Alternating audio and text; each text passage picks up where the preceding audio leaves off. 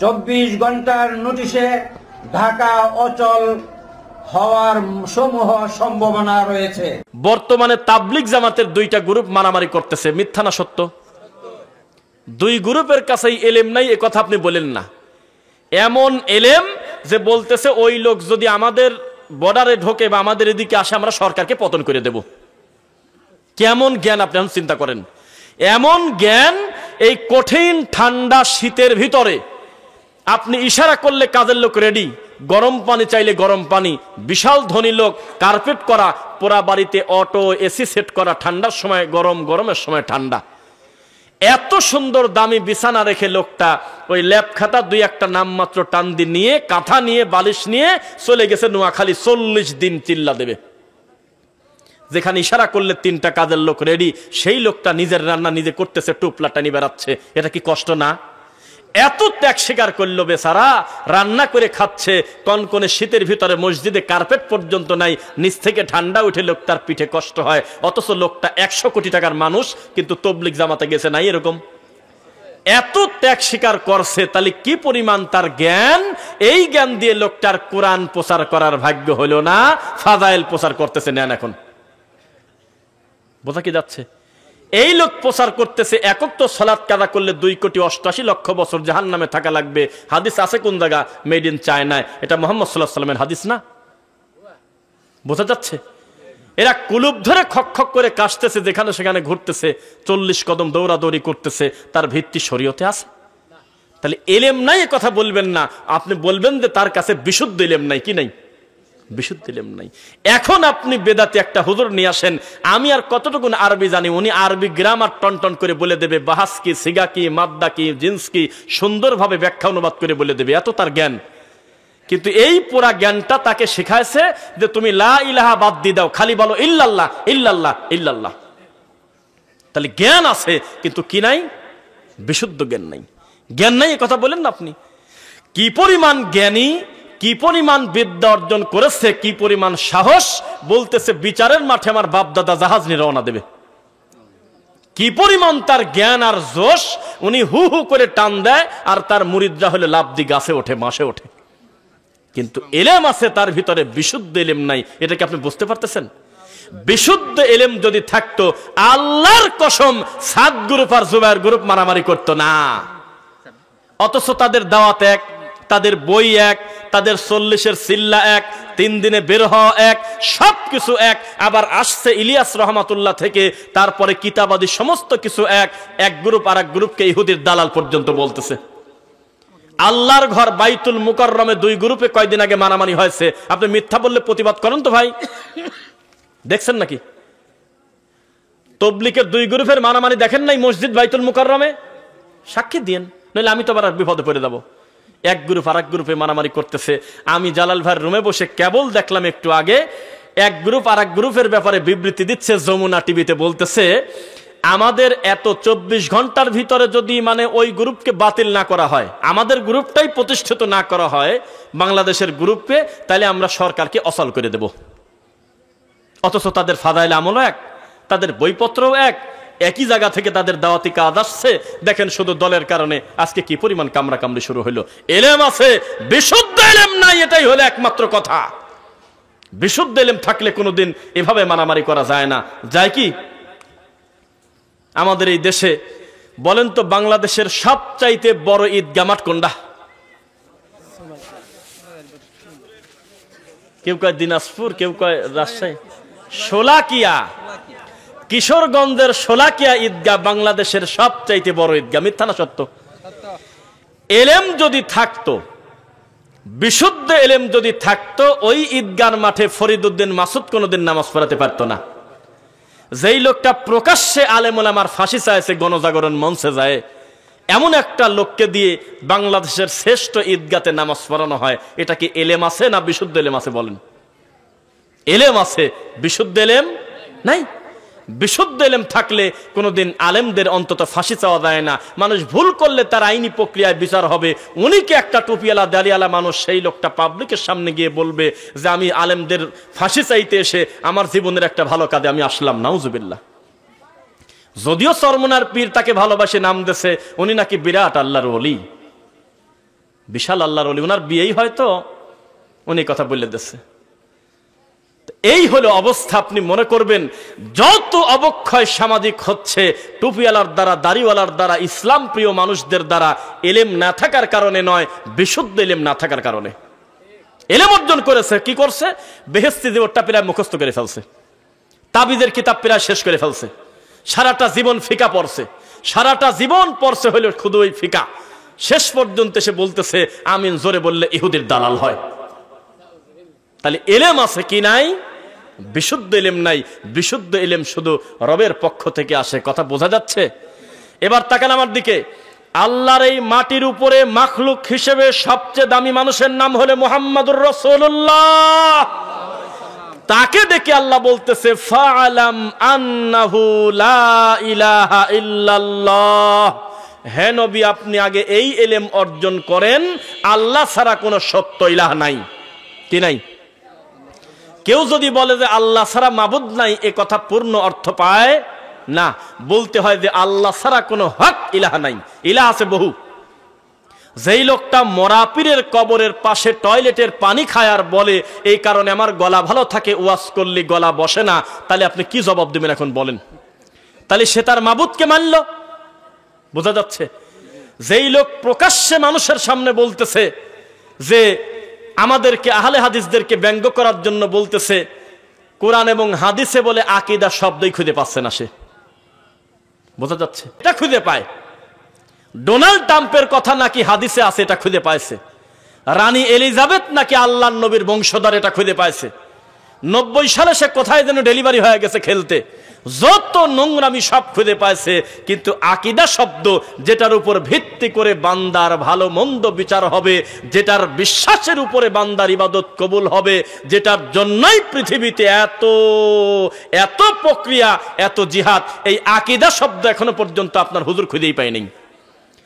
সেই হুজুরকে আপনার এই গ্রামে আনার জন্য 1 লক্ষ টাকা নিয়ে তার কাছে যাওয়া হয়েছে।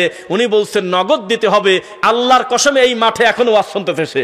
আমি তার নাম বলবো না, এখানেই আছে আমার ভাই। বলছে ঠিক আছে 1 লাখ টাকাই আপনাকে দিয়ে দেব, ডেট কবে দিবেন? বলছে না এখনো সিদ্ধান্ত নেব না, আগামী 6 মাস পরে বলবো কবে দেওয়া যায়। জাতির ক্যান্সার না? এটা ল্যাংটা জাতি না? এই জাতির তাকদিরে এই হুজুর জুটবে না তো জুটবে কি? নাউজুবিল্লাহ পড়েন। আহলুল হাদিসদের বন্ধু রব্বুল আলামিন, আহলুল হাদিসদের বন্ধু মুহাম্মদুর রাসূলুল্লাহ সাল্লাল্লাহু আলাইহি ওয়াসাল্লাম। আহলুল হাদিসদের বন্ধু পৃথিবীতে হয় না। সমস্ত কাফের মুশরিক মুসলমানদের বিরুদ্ধে এক।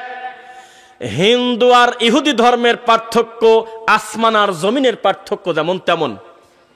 খ্রিস্টান আর বৌদ্ধ ধর্মের পার্থক্য আসমান আর জমিনের পার্থক্য যেমন তেমন। কিন্তু মুসলমানের বিরুদ্ধে যখন কথা ওঠে তখন সব মুসলিম রাতারাতি এক। সমস্ত কাফের মিল্লাত ওয়াহিদা, সমস্ত কাফের নাম ভিন্ন হতে পারে, কিন্তু মুসলমানের বিরুদ্ধে তারা সবাই শত্রু, ঠিক কিনা? ঠিক তেমনি সমস্ত বেদাতি আহলুল হাদিসদের শত্রু, সমস্ত বেদাতি সুন্নাহর শত্রু। কেবল এক পীর আর এক পীরকে কাফের বলতেছে, কিন্তু আহলে হাদিসদের মসজিদ ভাঙার সময় সব বেদাতি রাতারাতি এক হয়ে যায়। আমরা আশ্চর্য হয়ে যাই, এক পীর আর এক পীরকে বলতেছে ও হলো খ্রিস্টান, কিন্তু আহলে হাদিসদের একটা ছেলেকে যখন পিটানো লাগবে তখন সবাই চলে এসে লক্ষ্মীপুরের একটা ছেলেকে জোরে আমিন বলার কারণে বুকের হাড় ভেঙে দিয়েছে। দেখছেন আপনারা? সম্ভবত আহলুল হাদিস আন্দোলন বাংলাদেশ এটার পক্ষ থেকে তার চিকিৎসার দায়ভার ব্যবস্থা করছিল কিছুদিন আগে। দেখছেন আপনারা? অপরাধ কি? ছেলেটা জোরে আমিন বলল কেন? সবাই যখন আসতে বলে তুমি জোরে বলার কে? এটা তো ফিতনা হচ্ছে। বলেন নাউজুবিল্লাহ। এলেম রয়েছে, বিশুদ্ধ এলেম নাই। আমি পুরো বক্তব্য শুধু এইভাবে সিরিয়াল করতে যাব, আপনি শুধু আমার দিকে তাকাবেন। আউযু বিল্লাহি মিনাশ শাইতানির রাজিম। হাল ইয়াস্তাবিল্লাযীনা ইয়ালামুনা ওয়াল্লাযীনা লা ইয়ালামুন। আল্লাহ বলেছেন জানা আর অজানা কোনোদিন এক দাঁড়ি পাল্লায় ওজন করা যায় না। কুল হাল ইয়াস্তাবিল আ'মা ওয়াল বাসীর। চক্ষুষ্মান লোক আর অন্ধ মানুষ যেমন, জানা মানুষ আর অজানা মানুষ তেমন, দিন বোঝা মানুষ আর দিনহারা মানুষ তেমন। কুল হাল ইয়াস্তাবিল আহইয়া ওয়াল আমওয়াত। তাজা মানুষ আর মরা মানুষের পার্থক্য যেমন, এলেম আছে এরকম লোক আর এলেম নাই এরকম লোক এইরকম। কুল হাল ইয়াস্তাবি যুলুমাতু ওয়ান নূর, অন্ধকার আর আলোর পার্থক্য যেমন, অন্ধকার আর আলোর পার্থক্য যেমন, একটা দিনী ইলেমওয়ালা আর দিনহারা মানুষের পার্থক্য তেমন।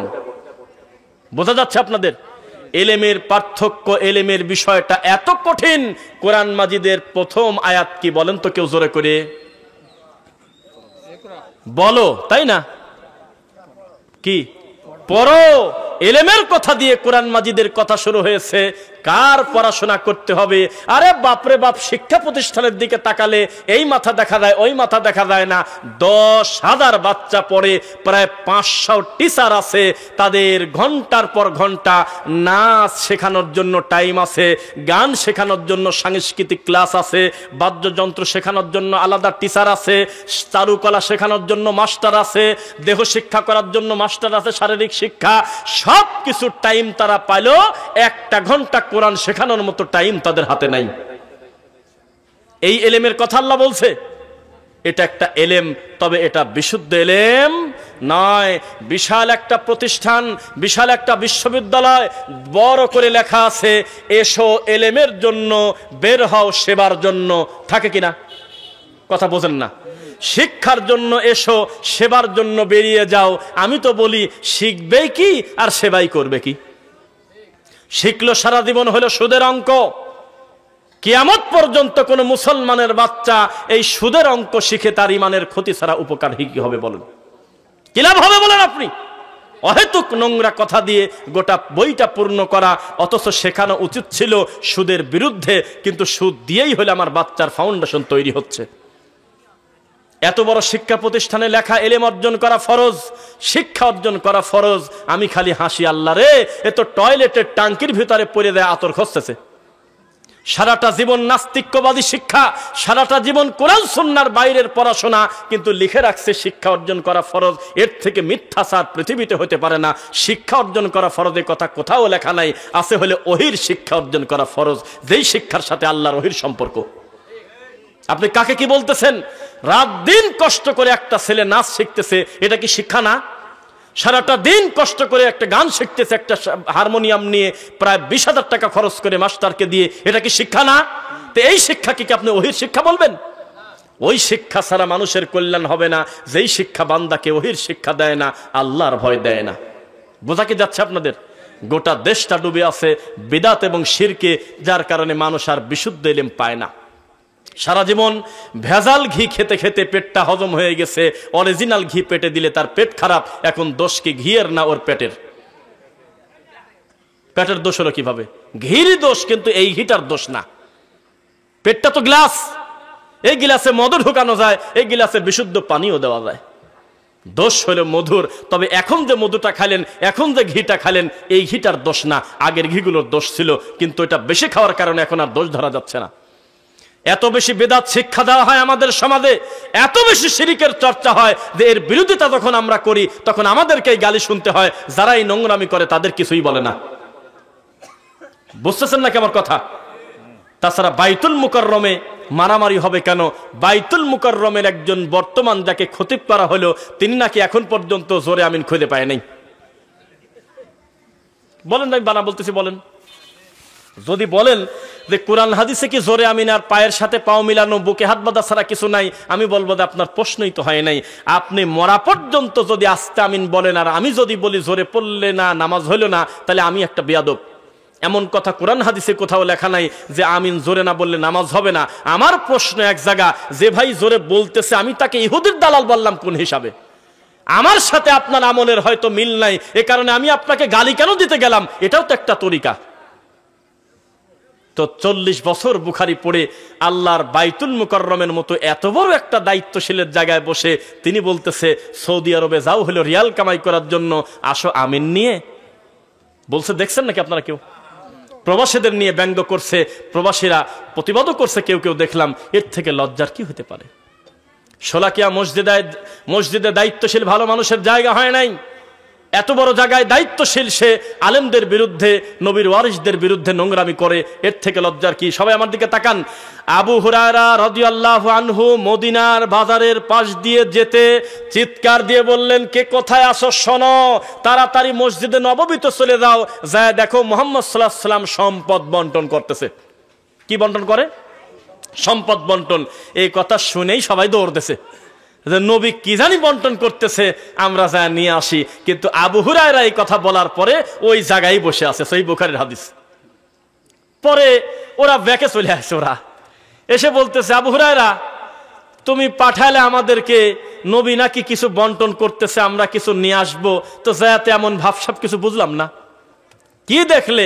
কয় দেখলাম কেউ সালাতের কথা বলতেছে, কেউ সিয়াম পালনের বিষয়ে আলোচনা করতেছে, এক একজন এক এক বিষয় শিখতেছে, কথা বলতেছে, স্বাভাবিক অন্যান্য দিন যা তাই। তখন আবু হুরায়রা রাদিয়াল্লাহু আনহু বললেন, তোমরা বুঝতে পারো নাই এর থেকে বড় সম্পদ কি হতে পারে?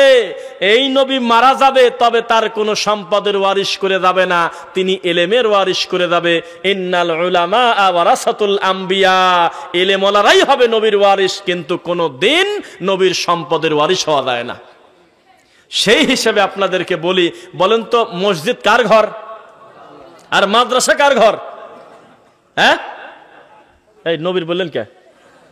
মাদ্রাসা নবীর ঘর বলে আমাদের যে কথাটা সমাজে আছে, এই কথাটা মিথ্যা। দুনিয়াতে নবীর ঘর বলে কোনো কথা নাই। যেই পথে বুড়ি কাটা দিত বলে কথাটা পুরাটা তার প্রতি অপবাদ দেওয়া।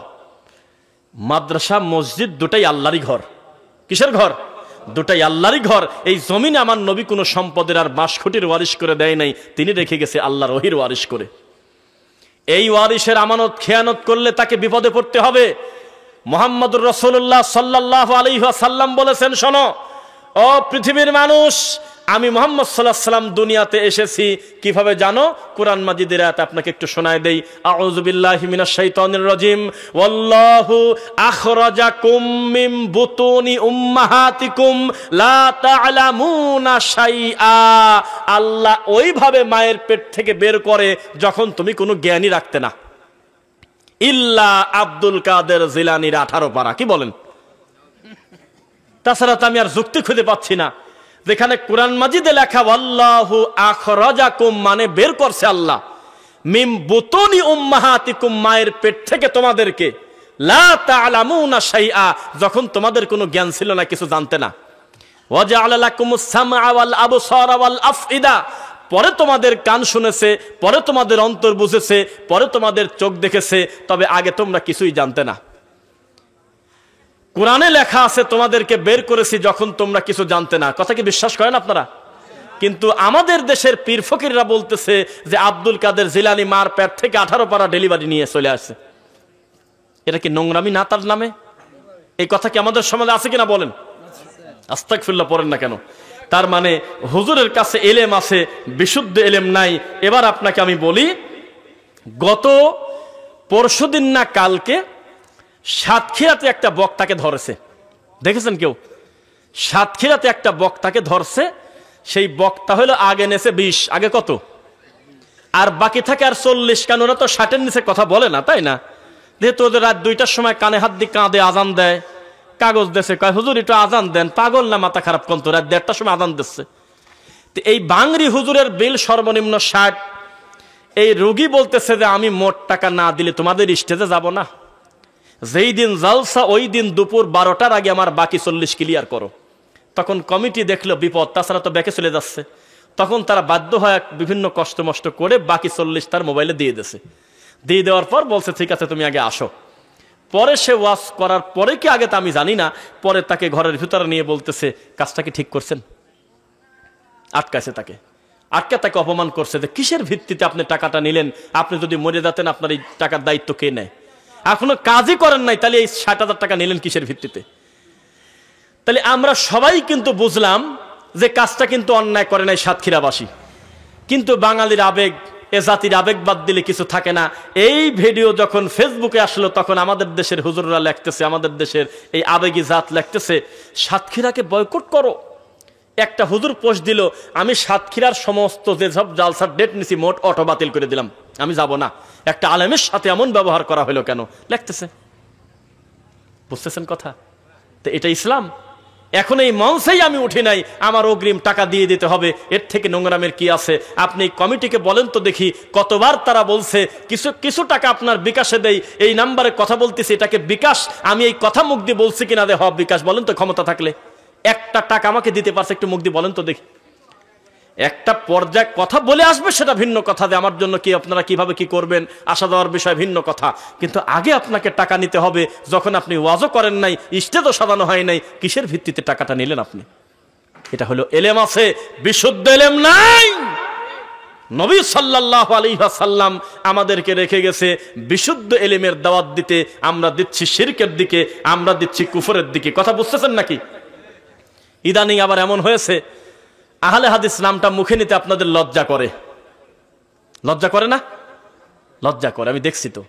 ঘুরে ফিরে আপনারা কিছু সময় পর পর খোসা বদলায় ফেলেন, আপনারা বেদাতির ভিতরে দিন দিন মিশে যাচ্ছেন, এটা অন্যায়। ডক্টর আসাদুল্লাহ গালিব স্যারের একটা বক্তব্য শুনে আত্মা ভরে গেল। তিনি বলতেছে আহলুল হাদিস বলাটাই হলো একটা জিহাদ।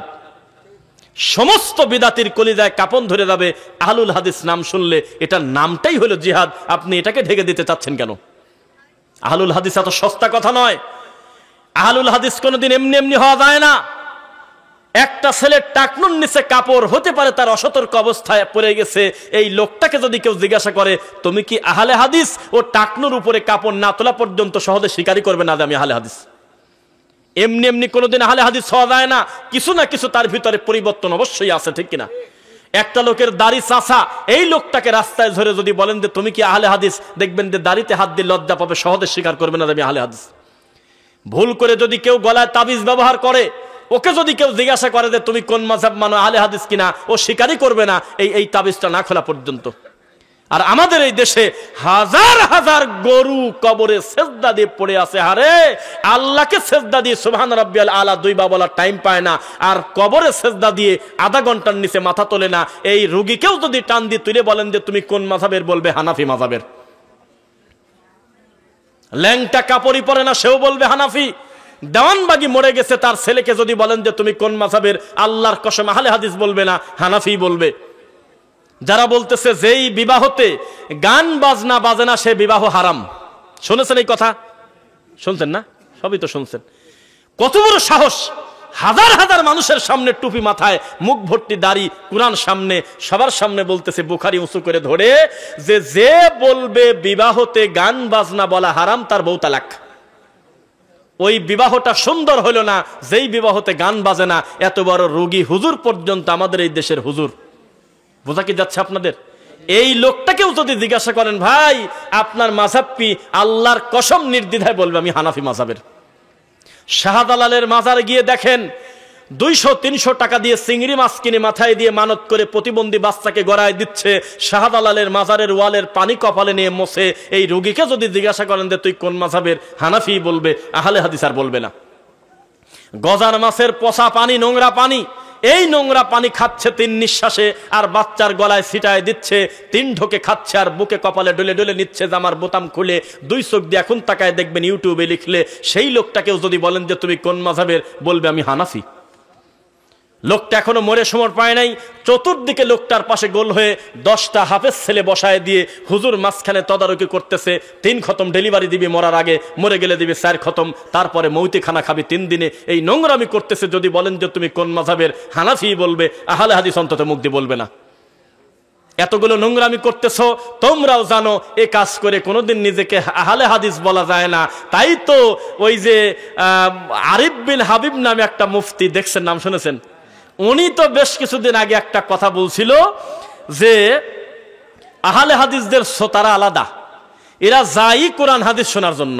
মাশাআল্লাহ, উনি বলছে আহলে হাদিসরা আলাদা, এরা মাহফিলে যাই শুধু কোরআন হাদিস শোনার জন্য, বাপদাদার কিস্সা শোনার জন্য যায় না। সুবহানাল্লাহ। যদিও পরবর্তীতে একটা আপডেট ডেলিভারি দিয়েছে, প্রত্যেক নামাজ কাদা হওয়া পড়লে 1 কেজি না 1.25 কেজি পরিমাণ হলো আটা দেওয়া লাগবে, গম দেওয়া লাগবে। কন্ত কান্দ দেখছেন, এই ফতোয়া দেশে ডেলিভারি দেখছেন? নাউজুবিল্লাহ। এত জনপ্রিয় বক্তা এইভাবে খেয়ানত করলেন। আপনাকে আমি বলি, আপনার সাধারণ একটা মসজিদের ইমাম ভুল করলে ওই সমাজের ভিতরেই থেকে যায়। আপনাদের মতো একটা সেলিব্রিটি লোক যদি প্রকাশ্যে ভুল ফতোয়া দেয়, লক্ষ লক্ষ মানুষের কাছে মেসেজটা চলে যায় কিনা বলেন? যায় কিনা বলেন?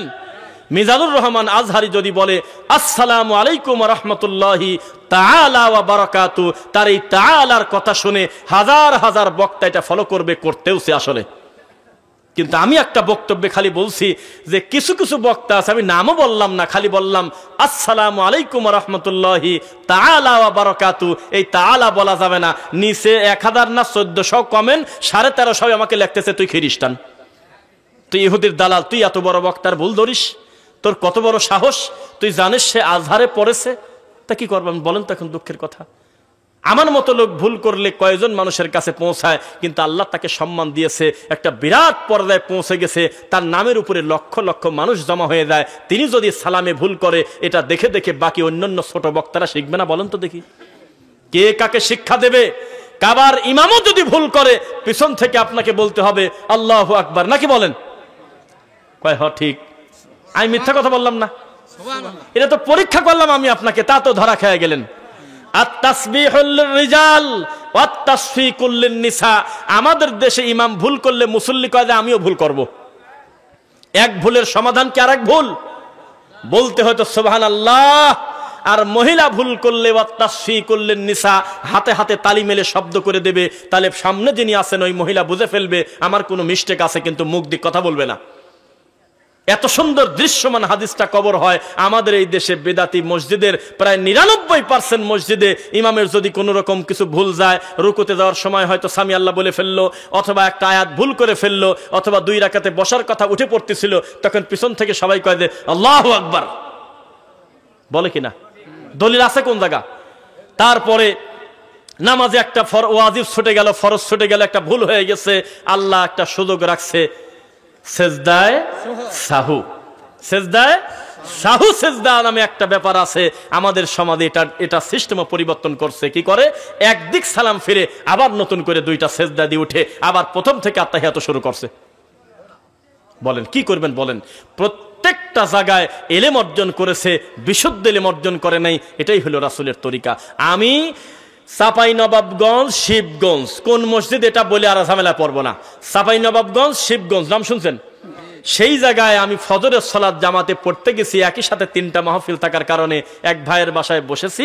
তো ওই ডানে বামে সালাম ফেরানোর পর ইমাম সাহেব বলতেছে হুয়াল্লাহুল্লাযী লা ইলাহা ইল্লাহু, তখন এই মুসল্লিরাও বলতেছে আলিমুল গায়বি ওয়াশ শাহাদাতি হুয়ার রহমানুর রহিম। মুসল্লিরাও তখন বলে, এভাবে পুরাটা শেষ করলো সূরা হাসরের শেষ 3 আয়াত। আল্লাহর কসম গালিও দেই নেই, রাগও করি নেই, মিষ্টি স্বরে আস্তে করে এমন ভাবে বলছি যাতে উনি আর আমি ছাড়া কেউ না শোনে। আস্তে করে বললাম যে ওস্তাদ জি ভালো আছেন, সব সম্মানের সাথে সালাম দিয়ে। উনি আমাকে হয়তো চেনে না। তখন বলে আলহামদুলিল্লাহ, কিছু মনে করেন না, এই আমলটার কি কোনো দলিল আছে কিনা? এভাবে ফজর পড়ে বা মাগরিব পড়ে এটা পড়া যায় কিনা? তো উনি আমাকে বলতেছে দলিল আছে। তাই বললাম যে আছে কোন জায়গা যদি একটু বলতেন। কয় আমার হক্কানি উলামায়ে কেরামের সাথে আপনি বাহাস করবেন কবে কোন? তখন আমি দেখলাম যে তো সারা গাই পাগল, খালি গায়ে শিকল দেওয়া নাই। আমি বললাম যে আমলটা যে আপনি আলেম মানুষ করতেছেন, এতগুলো মানুষ আমলটা করে, অথচ কোরআনের আয়াত, তাহলে আমলটা আছে কোন জায়গা? কয় যে কবে বাহাস করবেন বলেন, আপনাকে আমি চিনছি, আপনি হলে ওয়াহাবি। এই হলো বেদাতি। এলেম অর্জন করছে, বিশুদ্ধ এলেম অর্জন করে নাই। তাই আমাদের একজন মুরব্বী বলছিল বেদাতির সবকিছু উল্টা, খালি জুতা পায়দায় সোজা করি, সবই উল্টা। কোনো না কোনো ভাবে রাসূলের সুন্নাহর ব্যঙ্গ করতেই হবে। এই জন্য আমরা আশ্চর্য হই না, যত বড় হুজুর তত বড় সুন্নাহ ব্যঙ্গকারী। কেউ যদি কাঁদে আর বলে হারে কি করলো, আমি বললাম চুপ থাকো, আশ্চর্যের কিছু নাই। এই কারণেই তো সে বেদাতি, তার কোনো না কোনো অবস্থান নবীর সুন্নাহর বিরুদ্ধে থাকবেই থাকবে। বোঝা যাচ্ছে? নবী সাল্লাল্লাহু আলাইহি ওয়াসাল্লাম বলেছেন তোমরা উঠবে, পা থাকবে ল্যাংটা, তোমরা উঠবে, শরীর থাকবে ল্যাংটা, তোমরা উঠবে, পরনে কোনো কাপড় থাকবে না। যেভাবে ডেলিভারি হয়েছিলে ওইভাবে বিচারের মাঠে আমি আল্লাহ তোমাদেরকে তুলবো। প্রথম কাপড় পাবে ইব্রাহিম আলাইহিস সালাম। হে আল্লাহর নবী, পরিস্থিতি তখন কেমন হবে? নবী বলবেন আমি দেখবো একদল আমার বাম পাশ দিয়ে টান দিনে জাহান্নামে চলে যাচ্ছে, বিশাল লম্বা একটা গ্রুপ। আমি বলবো মানহা ওলা, এরা কারা? এরা তো আমার উম্মত, আমি তো 2 চোখ দিয়ে তাকা দেখতেছি। তখন বলা হবে এরা আপনার উম্মতের কথা অস্বীকার করব না, তবে আপনি মরার পরে লিমান বাদদালা দিনই, আপনার দিনটা পরিবর্তন করেছে।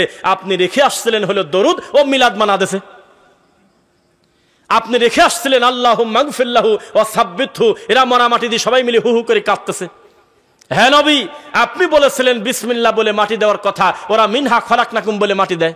হ্যাঁ নবী, আপনি কবরে খেজুরের ডাল গাড়ছিলেন কি কারণে? এ কারণে আপনার কাছে ওহী আসছিল, এটা হলো খাস। পরবর্তীতে জীবনে আর কোনোদিন আপনি করেন নাই, এটা কি কারণে আযাব হচ্ছে সেটা পর্যন্ত জিবরাইল আপনাকে জানাইছিল। ওরা কিয়ামত পর্যন্ত আপনার সুন্নাহর ব্যঙ্গ করে ওরা মরলেই কবরে খেজুরের ডাল গাড়ছে। চারপাশে চারকুল পরে কত মরা মানুষকে নিয়ে ঠাট্টা ব্যঙ্গ করে দিন পরিবর্তন করেছে। আরবিতে বলা হয় বিদা, দিনকে পরিবর্তন করেছে, বিদাত করেছে, নব উদ্ভাবিত কাজ করেছে। সেজন্য এখন কি করা যায়? নবী বললেন সুহকান সুহকান লিমান গায়্যারা বাদি, এই মুহূর্তে আমার সামনে তোমরা দূর হও, দূর হও, দিনের ব্যাপারে কোনো আপোষ নাই। কেননা আমি নবী মুহাম্মদ সাল্লাল্লাহু আলাইহি ওয়াসাল্লাম নিজেও জীবনে কোনোদিন বাম হাত দিয়ে পানি খেতে পারি নাই। আমার কাছে ওহী এসে বলা হলো ডান হাত দিয়ে খাবেন। আমি তোমাদেরকে বলেছি, এমন না যে আমি আমল করি নাই, আমি নিজেও আল্লাহর আইনের কাছে বাধা। আমি নিজে কোনোদিন বাম হাত দিয়ে পানি খাই নাই, আমি ডান হাত দিয়ে খাইছি। আমাকে বলা হয়েছিল টয়লেটে ঢুকবেন বাম পা দিয়ে, আমি কোনোদিন ডান পা দিয়ে ঢুকি নাই, আমি নিজেও শরীয়তের কাছে বাধা। আমাকে বলা হয়েছিল নিজের বাড়িতে নিজে ঢুকবেন, তবুও সালাম দিয়ে ঢুকবেন, আমি এটাই করেছি জীবনভর। আমি শরীয়তের বাইরের কেউ না। যেহেতু দিনের ব্যাপারে কথা আসছে, আমি তাদেরকে ছাড় দেব না। তাড়াতাড়ি জাহান্নামে নিয়ে চলে যাও। নাউজুবিল্লাহ পড়েন। বেদাতি খালি কাঁদে, কয় যে হে নবী, আমার যদি পাখা থাকতো, ডানা থাকতো, পাখি হতাম, আমি ওইরে মদিনা চলে যেতাম। কারণ বাংলাদেশে মক্কার কোনো দাম নাই, মদিনার খুব দাম। সত্যি কথা, হাসেন কেন? আমাদের এই বাঙালির কাছে, অধিকাংশ বাঙালির কাছে মদিনার খুব দাম, কিন্তু মক্কার কোনো দামই নেই। একসাথে ওমরা করতে গেলাম, 10 দিন আল্লাহর কাবা ঘরে সেজদা দিলাম, 9 দিন, একটা হাজিও কাঁদে না। একজন ওমরাকারী হু হু করে কাঁদল না যে আল্লাহ রে, কেবল যে হাতটা বাঁধলাম, একটা সেজদা সমান 1 লক্ষ সেজদার নাকি। সুবহানাল্লাহ।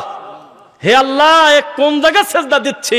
ইন্না আউওয়ালা বাইতি উদিআ লিন-নাস লাল্লাযী বিবাক্কাতা মুবারাকা, সর্বপ্রথম আল্লাহর মনোনীত ঘর হলো কাবা ঘর। একজনও কাঁদে না। যেই মুআল্লিম, বগুড়ারই মুআল্লিম, বগুড়ার মুআল্লিম, বগুড়া হলো গাবতলী নামে জায়গা আছে, সেখানকার মুআল্লিম বলতেছে এই হাজী সাহেবগণ বা ওমরা কারিগণ, আগামীকালকে সকাল 8টার ভিতরে সবাই রেডি থাকবেন, আমরা কিন্তু রওজা মুবারকের দিক যাবো। ওরা তোমার মদিনা কয় না, রওজা মুবারকের দিক যাবো, এরকম কথা বলে ফেলছে। যেই এই কথা বলছে, যে যার মতো সবাই রুমে গেল। আমরা পাশের রুম থেকে শুনি যে মনে হয় কেউ মরে গেছে, বিকট চিৎকার। পরে রুম খুলে যায়, দেখি 2 জন মুরব্বী প্রায় না বাসা। কাঁদো কে? কয় যে কখন আমার সোনার নবীর রওজা মুবারকে যাবো, কাঁদতেছে খালি, হু হু করে কাঁদে। আমি বললাম যে কিছু মনে করবেন না, ব্যথার পর ব্যথা দেই যাতে লজ্জা হয়। কেউ যদি এই নিয়ত করে বাড়ি থেকে যে আমি আমার নবীর কবর জিয়ারত করতে যাব, তার এটা যাওয়া বৈধ হবে না। 1 বাইতুল্লাহ, 2 মসজিদে নববী, 3 বাইতুল মুকাদ্দাস। পৃথিবীতে এই 3টা মসজিদ ছাড়া বাড়ি থেকে নিয়ত করে বের হয় নেকির আশা করে যাওয়া জায়েজ নেই।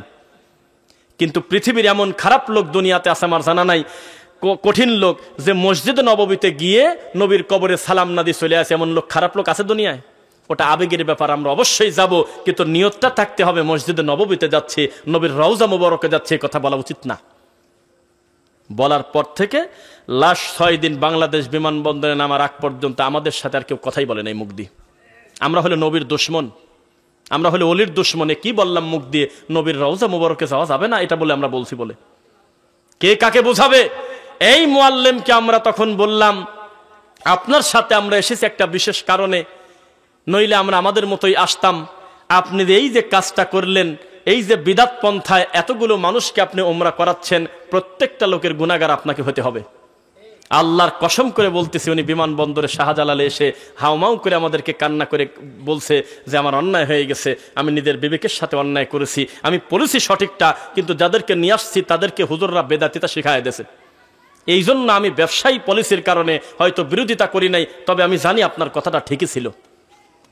তার মানে এলেম আছে, বিশুদ্ধ এলেম নাই, সঠিকটা মানুষের ভিতরে বলে না। যদি বলে দেয় তখন মানুষ তো তার থেকে দূরে চলে যাবে। এটাই হলো আমাদের সমাজের নীতি। কথা কি বোঝা যাচ্ছে? মুহাম্মদুর রাসূলুল্লাহ সাল্লাল্লাহু আলাইহি ওয়াসাল্লাম সুন্নাহর কথা বলেছেন। ডক্টর মসলুদ্দিন স্যার একটা কথা বলে মাঝে মধ্যে, যে জায়গা কোনোদিন ফাঁকা পড়ে থাকে না।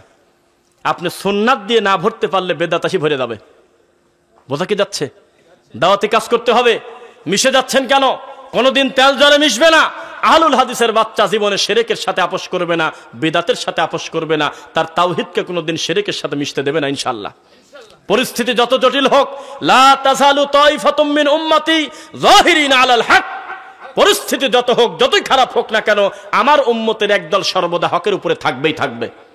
লা ইয়াদুররুহুম মান খাযালাহুম হাত্তা ইয়াতি আমরুল্লাহুম কাযালিক, একদিন দুই দিন না, আল্লাহর কাছে যাওয়া পর্যন্ত এই দল হকের উপরেই থাকবে, কেউ তাদের কোনো ক্ষতি করতে পারবে না ইনশাআল্লাহ। কই সে দল, কই সে আসহাবুল হাদিস, কই সে আহলুল হাদিস, জীবনে কাউকে কোনো ভয় করবে না, কোরআন সুন্নাহর কথা তারা বলেই যাবে ইনশাআল্লাহ।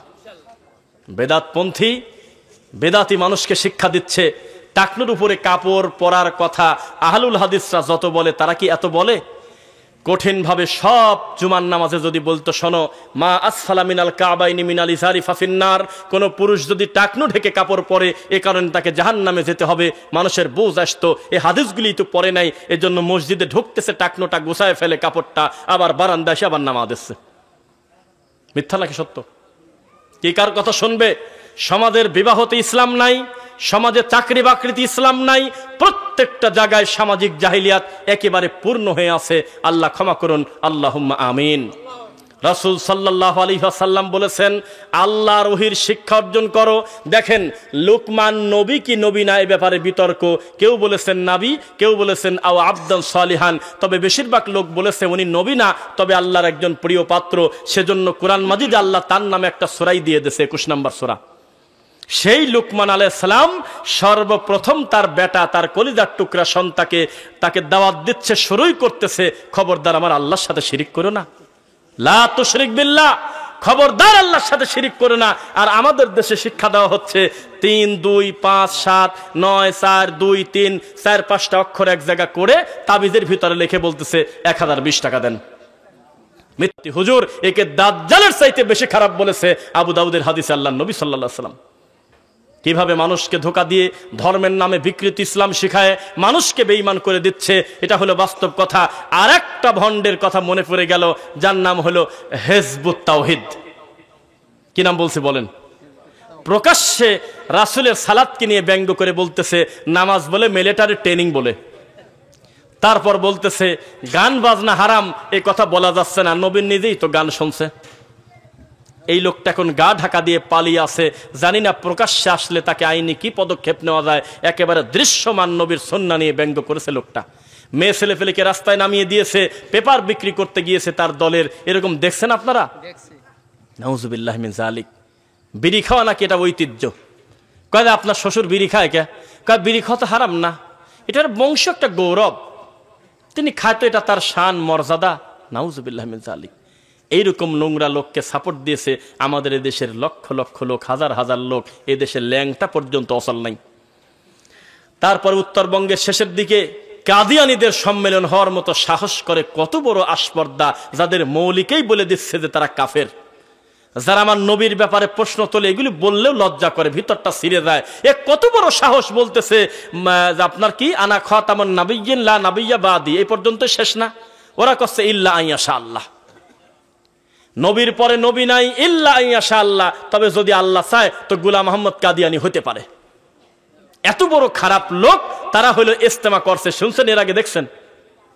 ঘরে বসে আছেন উত্তরবঙ্গের নিরীহ লোক, কিস্তির বই নিয়ে প্রতিদিন কান্নাকাটি করে দৌড়ায়, কিডনি পর্যন্ত বিক্রি করে দিয়েছে। দেখছেন আপনারা? কিডনি পর্যন্ত ডেকে নিয়ে হাসপাতালে বিক্রি করে দিয়েছে। এই অসহায় লোককে টার্গেট করছে খ্রিস্টান মিশনারিরা। এলেম কাকে বলে শুনে রাখেন আজকে। খ্রিস্টান মিশনারি আছেন আমাদের দেশে, এই খ্রিস্টান মিশনারিরা টার্গেট করছে নিরীহ গরিব মানুষের, হাতের ভিতরে 20,000 টাকা দিয়ে বলে তুমি এখন বলো ঈসা হলো আল্লাহর ছেলে, ঈসার মা মরিয়ম হলো আল্লাহর বউ। এই বইটা পড়ো, বইটার খামে এত সুন্দর করে আরবিতে লেখা, আত-তরিকু ইলাল জান্নাতি বিনুরিল কোরআন, কোরআনের আলোয় জান্নাতে যাওয়ার পথ। নামটা কত সুন্দর, অথচ খ্রিস্টানের বই। এভাবে নিরীহ মানুষকে অমুসলিম করতেছে। 1,000 টাকা, 10,000 টাকা, 20,000 টাকা, 50,000 টাকার বিনিময়ে লোকজন বলতেছে আমি গরিব মানুষ, আমার কিস্তি পরিশোধ করে দেন, আমি অত কিছু বুঝি না, আমি আপনাদের সাথে আসি। হাজার হাজার মুসলমান তাদেরকে খ্রিস্টান করে দেওয়া হচ্ছে। দাওয়াতি কাজ করবেন কবে? ঘুমিয়ে আছেন, বসে আছেন কেন? আমি আপনাকে একটু আগে উদাহরণ দিয়েছি, একজন বিদআতপন্থী লোক তখনও তার হাতে কোরআন নাই, হাদিস নাই, বুখারি নাই। এই লোকটা এই কনকনে শীতের ভিতরে কষ্ট করে 200-500 কিলোমিটার চলে গেছে, নিজের বাপের টাকা খরচ করে রান্না করে খাচ্ছে জমিদারের ছেলে, অথচ সে এই লোকটার হাতে এখনো কোরআন ওঠার তৌফিক হয় নাই। ফাদাইলে আমল প্রতিষ্ঠা করার জন্য যদি লোকটা এত কষ্ট করে, আর আপনি কোরআন হাদিস প্রচার করার জন্য কষ্ট করবেন না? করবেন কিনা বলেন? লিল্লাহি তাকবীর। লোকজন ওঠে না কে? ব্যাপারটা কি? রাত তো মেলা বাজে গেছে। এই শ্রোতাই কি এরকম নাকি? শ্রোতাগুলি এরকম? আলহামদুলিল্লাহ সুম্মা আলহামদুলিল্লাহ। মানুষজন, আমরা তো বক্তব্যে মাঝে মধ্যে বলি, আহলুল হাদিস আলেমদের বক্তব্য শোনা এত সস্তা কথা না। না রসকস আছে, না হু হু করে কাঁদে, না আপনার সুর দিয়ে পাখি উড়ে গেল রে, কয় যে বক্তা দেল বড়া দিয়ে গেছে, ওয়াজ শুনে বাড়িতে যাচ্ছে, কি কয়েছে কথা জানি না, কিন্তু মন ভরে গেছে। শেখ আব্দুর রাজ্জাক বিন ইউসুফ হাফিজাহুল্লাহর বক্তব্য যখন 1 ঘন্টা পার হয়ে গেছে, তখন মহিলা প্যান্ডেল থেকে মহিলারা বলতেছে, ওয়াজ করবি কোন সময়, খালি গল্পই তো করে। কি মিথ্যা বলছি আমি? মানে আমাদের এই ওয়াজকে আমাদের দেশের লোকজন ওয়াজ মনে করে না। মহিলা বক্তার ওয়াজ ইউটিউবে লেখেন, পাবেন, লেখেন। কি মিষ্টি গলায় কাঁদতেছে, মুখটা বের করে হাজার হাজার শ্রোতার সামনে তারা মহিলা মানুষ ওয়াজ করতেছে। আমাদের এই দেশে কি অসম্ভব বলেন? কি অসম্ভব? তাই তো আমরা বলি, জওহরলাল নেহরুর নাম শুনছেন? ও গতবার বলছি, অনেকদিন বলা নাই ঘটনাটা। জওহরলাল নেহরু হলো ইন্ডিয়ার একটা লোক, একজন বড় একজন পলিটিশিয়ান।